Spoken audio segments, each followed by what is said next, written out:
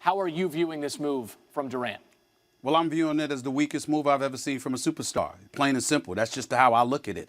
It's not that he's leaving Oklahoma City. If you're not happy there and you want to move on and you want to grow as a player, there's nothing wrong with that. He's one of the top 3 players in the world. He's a quintessential superstar. He deserves all the credit in the world for the talent that he possesses. But the flip side is this.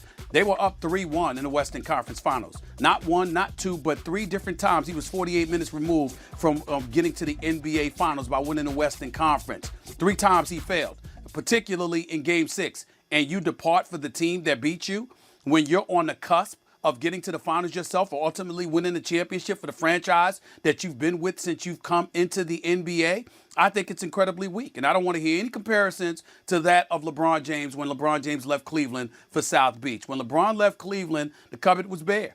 He was basically the only dude in Cleveland. It was LeBron James and a bunch of no-names. In the case of Kevin Durant, you have one of the top 5 players in the world as your teammate.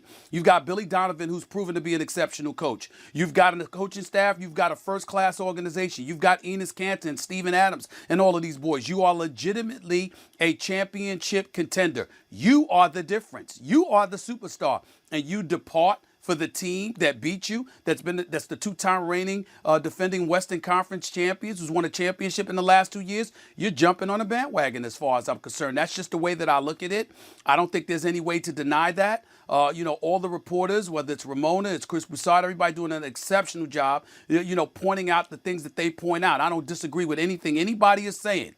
But in the end, what it comes down to is that Kevin Durant is one of the top 3 players in the world, and he ran away from the challenge that he faces in order to jump on the bandwagon of a team that's a little bit better, that's already rife with at least one superstar, a couple of guys that can really, really get it done.